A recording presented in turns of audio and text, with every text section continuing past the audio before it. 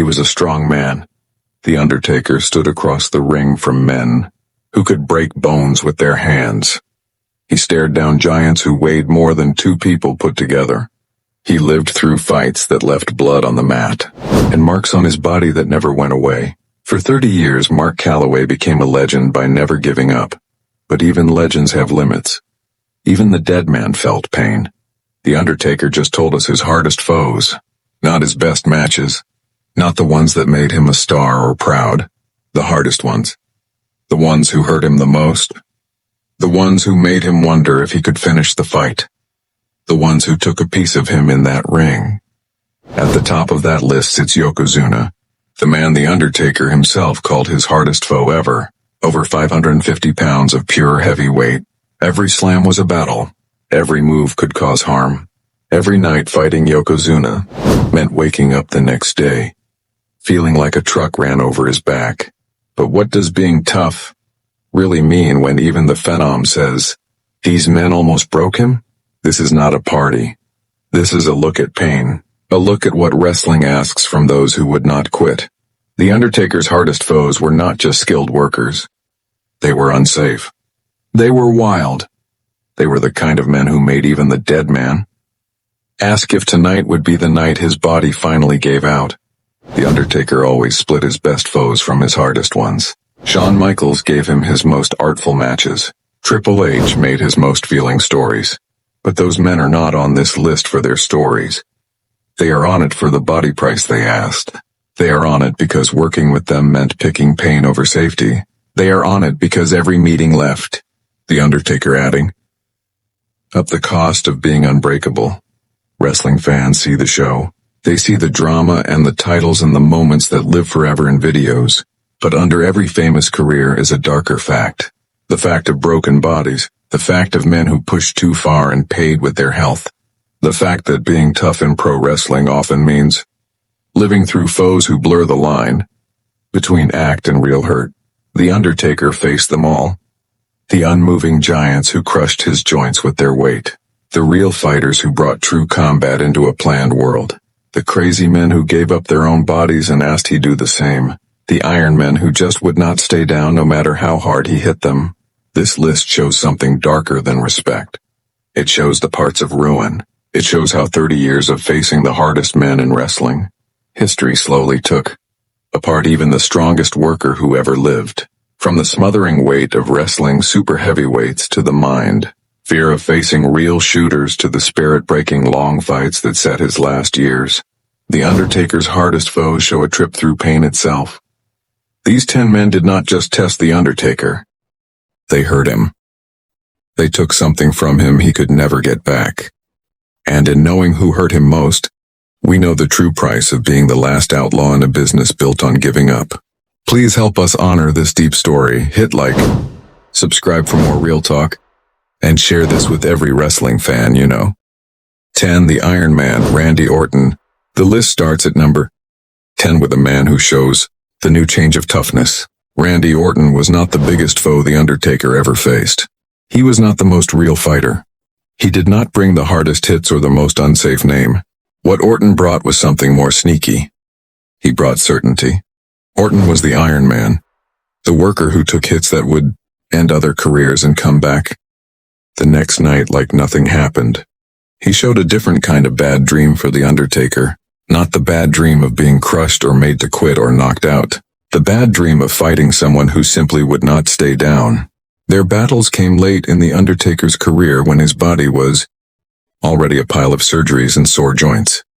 By the time Orton became his rival, the Deadman was working on extra time. Every match needed careful thought. Every move had to be done just right or risk harm that could end it all. Orton made the Undertaker dig deeper than his body wished to go. Their meetings asked for energy that a younger Undertaker had by nature, but an older Undertaker had to make through pure will. Orton could go 30 minutes at full pace. Orton could take a tombstone and kick out. Orton could take chair shots and choke slams and still find the power to lift. The Undertaker for an RKO. The body cost was not about single moments of hit. It was about kept force. It was about knowing that no matter what move the Undertaker hit, Orton would kick out. No matter how much pain Orton took, he would come back with more drive. The mind drain of fighting someone with seeming endless energy wore the Undertaker down in ways that pure power never could. Orton showed the final change of what toughness meant to the Undertaker. Not just living, not just lasting, but keeping top work against a foe who defined bounce back for a whole age. Their fight was the sign of one time passing to another. The Deadman facing the man who would take his place as WWE's final Iron Man. The cost was tiredness. The cost was pushing a body past fair limits. The cost was taking that even at his best. Even with all his past and famous strength, the Undertaker could no longer outlive the new type of star, who trained different and healed faster and simply had youth on their side. Orton is number 10 because he made the Undertaker see his own human limit, not through hurt, not through danger, but through the simple, clear fact that in the end someone would have more left in the tank, and that someone was Randy Orton. 9. The real force, Big Show. If Orton was certainty, Big Show was raw, true power. The world's largest athlete did not earn that name through wrestling tales. He earned it by being a giant, by being so huge it was hard to believe, by having size that was not made for TV but was plain to see. Wrestling Big Show meant wrestling a wall. The Undertaker knew Show as a great big man, and that knowing came from doing it. Show was not just heavy, he was wide. His huge frame made a different kind of test than fat-based weight. When Show set his feet, moving him became almost not possible. Basic wrestling needs help and working together. Workers help each other to make moves look bad while keeping real harm low.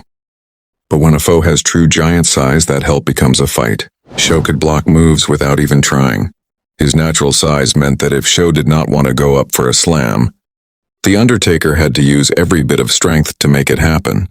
The body need was constant and adding up. Every change became a power fight. Every slam needed perfect skill or risk a torn muscle. Every moment in the ring with Show meant the Undertaker was lifting, pushing, and moving weight that his body was never made to handle, night after night after night. Show's spot at number 9 shows the pure body demand he asked. He was not trying to hurt the Undertaker. He was not stiff or unsafe or careless. He was simply too big and too heavy to work with easy. His true size meant that wrestling him was less like acting and more like doing a real strength test. The toll showed in the Undertaker's back, in his knees, in his shoulders. Big Show showed the basic test of big man wrestling taken to its extreme. He was what happened when real-world huge size met pro wrestling work, and the result was a body weight that added up with every match they did together. Show made the list because his toughness was not about mind or name. It was about simple, clear physics. Moving a body that huge asked for a price, and the Undertaker paid it every single time they stepped into the ring together. 8. The powerhouse, Kane. If Brock Lesnar was the wake-up call, Kane was the warning sign. At number 8 stands the man who showed the modern strongman during what many see as the Undertaker's last peak years. Kane had fast power, heavyweight size, and an Iron Man name that made him one of the most body-taxing foes of the mid-2000s. Their 2010 fight meant something special. This was the Undertaker working at his top level during a hard era. His body was still somewhat healthy. His force stayed high and Kane pushed him harder than almost anyone during that time. Their matches needed non-stop high-hit trades that tested both men's limits. Kane's work style mixed power with speed. He was not happy to work a slow, steady big man match. He wanted to burst with moves, to hit power moves fast, to keep force through the whole fight. This way made the Undertaker match that speed while doing his own power moves against a foe who could take huge pain. The body test was about kept crash. Every trade felt like car wrecks. Every slam had real hit. Every strike landed with force. Kane did not work soft, and the Undertaker respected that. Their matches had weight and meaning because both men gave fully to making the action feel crushing. Pierce saw Kane as a true body Iron Man. His skill to work long matches at high force made him a bad dream foe for older men handling hurts. The Undertaker had to dig deep to keep up. Had to find extra stores of energy and power to meet Kane's burst style. Had to take that their matches would leave him sore and drained in ways that slower meetings never did. Kane's spot at number 8 shows the change of power wrestling into the modern time. He was not just big and strong. He was athletic and fast, He showed what happened when old heavyweight power joined with new training ways. The result was a foe who hit as hard as the old giants, but moved quicker and lasted longer. The toll was adding up. Every match with Kane added wear to the Undertaker's frame. The high-hit style sped the aging process. The fast pace tested heart limits. The powerful moves stressed joints and muscles in ways that would make problems years later. Kane did not hurt the Undertaker in single moments. He wore him down slowly through kept body demand. Kane made the list because he showed the last great age of pain in WWE, the time where power wrestling still ruled before the lighter, faster style became normal. He and the Undertaker crashed into each other with old-time force, and both men wore the scars of those crashes. Those scars are why Kane earned his place among the Undertaker's hardest foes. Number 7, Triple H. Kane tested the Undertaker's body during his best years, but Triple H tested it during its fall. At number 7 stands the man who fought the Undertaker in some of his most brutal, violent matches when the Deadman was in his late 40s and wrestling on a body held together by surgery and will. Triple H is on the Undertaker's list of foes he was most proud of. Their WrestleMania meetings became famous for their stories and feeling weight. But under that art skill lay harsh-body truth. Their matches were called more hard-hitting than even the great ones with Shawn Michaels.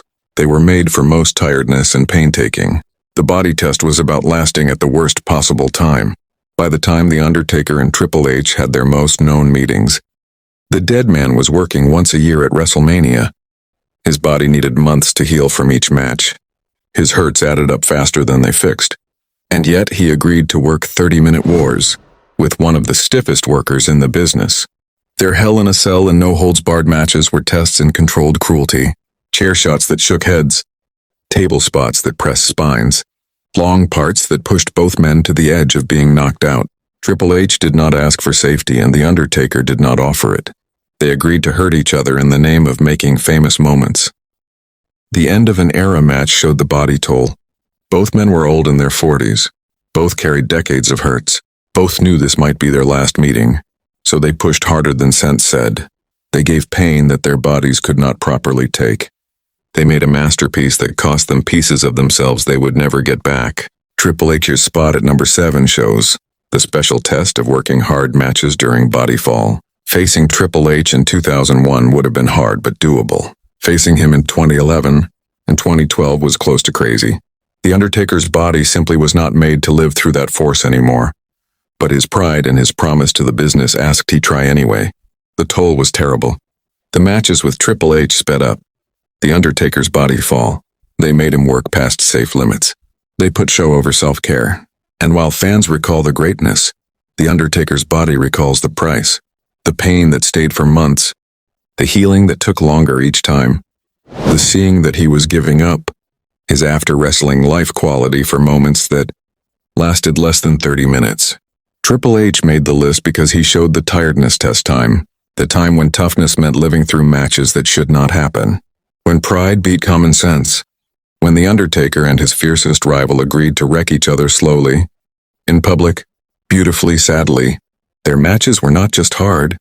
They were self-destructive. And both men knew it while they were happening. Number 6.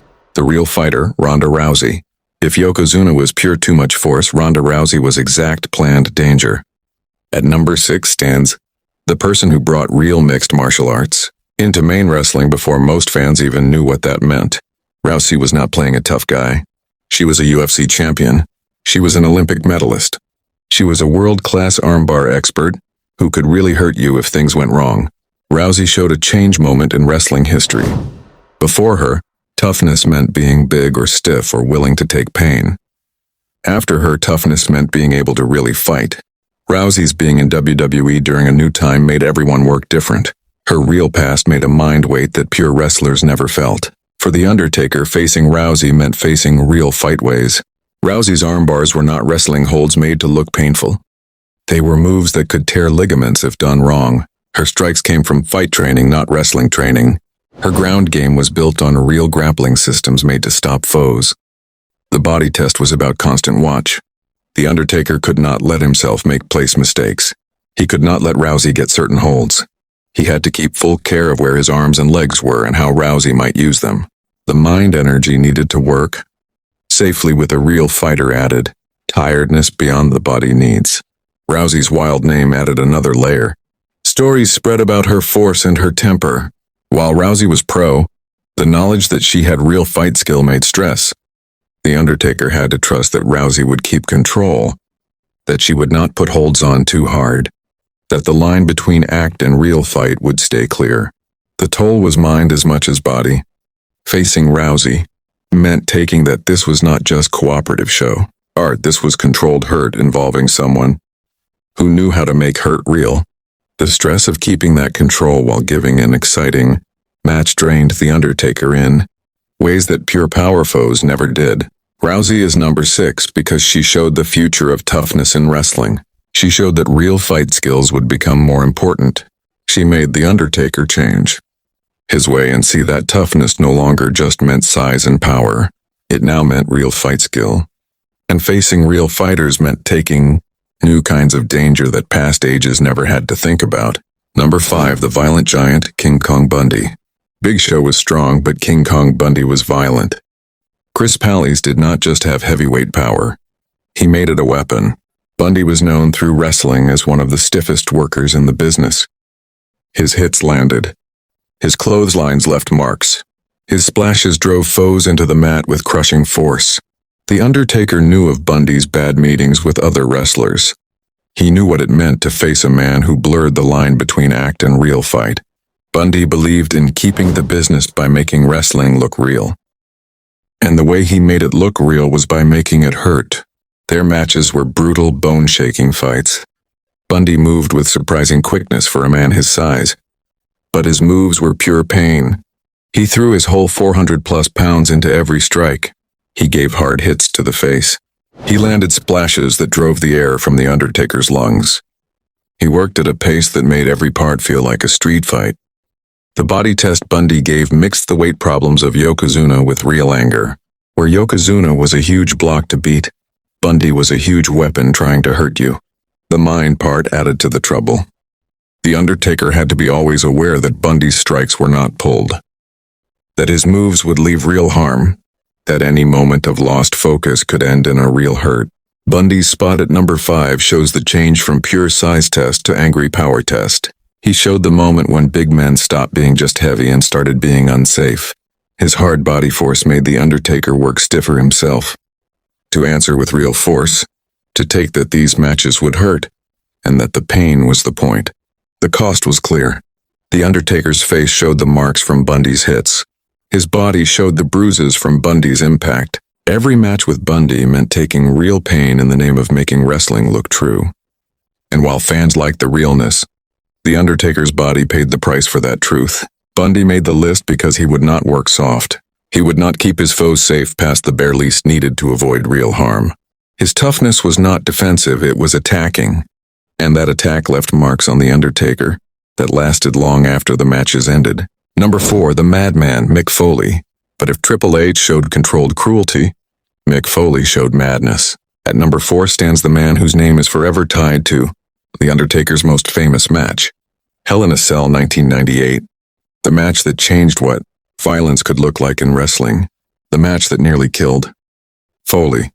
The match that The Undertaker has felt bad about for decades. Foley's toughness was not about size or skill or real fight skill. It was about sick pain-taking, about a wish to give up his body in ways that broke basic human self-care. Foley took falls that should have ended his career. He took pain that should have killed him, and he kept coming back for more. The Hell in a Cell match made pain for both men. The first fall off the cage was planned, but still terrible. Foley landed with crushing force that really knocked him out. The Undertaker thought he had killed his friend. The match should have stopped there, but Foley asked to keep going. The second fall through the cage was not planned. The cage roof broke. Foley fell 15 feet and landed on the mat with a chair hitting his face. Teeth went through his lip, his shoulder came out.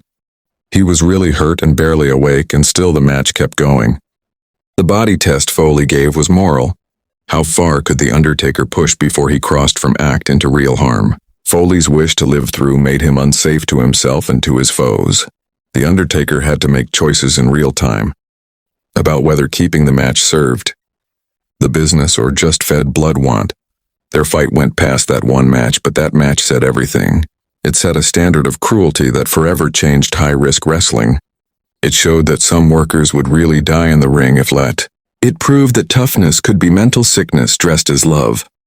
Foley's spot at number 4 shows the mind toll he took on The Undertaker. The guilt, the worry, the knowing that their matches, pushed past fair limits, fully made. The Undertaker.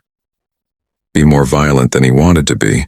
To join in shows that pleased the crowd, but harmed both workers. The toll was spirit deep. The Undertaker has talked about watching film of that Hell in a Cell match and feeling fear at what they did. Not pride, not joy, fear. Because in the moment, with adrenaline and crowd noise and pro-pride, it seemed needed. But looking back, it was madness. Foley made the list because his toughness tested The Undertaker's sense of right. Because working with him meant crossing lines that should not be crossed. Because their matches showed the darker truth about pro wrestling, that sometimes toughness is not good. Sometimes it is just self-harm. That we cheer because we are too far away to see the real damage, and The Undertaker saw that damage up close. He caused some of it, and he has carried that weight ever since. Number 3, the feared man, Meng. Ronda Rousey brought real fight skills to wrestling, but Meng brought something darker. At number 3 stands a man whose name went past wrestling itself. Meng, also known as Haku, was not just respected, he was feared. Not by fans, by wrestlers, by the hardest men in the back who would face anyone else without a pause, but made sure never to cross Meng. The stories about Meng are famous and scary. Tales of bar fights where he bit off noses. Reports of fights where many men ended up in the hospital. Whispers about a man who had such real, old-school toughness that even the shooters did not want to test him. These were not ad stories. These were warnings passed between pros who knew the difference between wrestling, tough and street tough. For The Undertaker, facing Meng meant facing the form of locker room law. Meng was a respected leader for decades. His just being there set order. His name made sure that the line between act and reality stayed crystal clear, because crossing Meng meant facing results that had nothing to do with planned ends. The test was mind fear taken to its extreme. The Undertaker was himself a locker room leader. He asked for respect through his pro ways and his old hand rank. But Meng's respect came from real fear. From the knowing that if things got bad, Meng would win. Not because of size or training, but because of a hard wish to do whatever needed. Working with Meng needed perfect pro ways. It asked for full respect for the craft and for the man himself. Any seen slight could make stress that went past normal wrestling politics. The Undertaker had to keep focus and control, while knowing that his foe was the one person in the job. Nobody wanted to really fight. Meng's spot at number 3 shows the pure fear factor. He was not the biggest foe The Undertaker faced. He was not the most skilled fighter, but he was the most really unsafe human being. The one whose toughness was not about sport or act, but about life instinct and street level, hurt that lived outside all rules and laws. The toll was stress. The mind weight of working with someone that truly scary added weight to every match. The Undertaker respected Meng deeply because respect was the only smart answer. And that respect came from knowing that under the act lived a man who showed pure, unfiltered toughness from a time when wrestling was closer to real fight than anyone today can fully get. Meng made the list because he was the silent enforcer. The man nobody talked about testing. The mark for real non-story toughness that made even The Undertaker go with care. His being on this list is not about matches or moments. It is about seeing that some men carry danger with them as easily as breathing. And Meng was that man.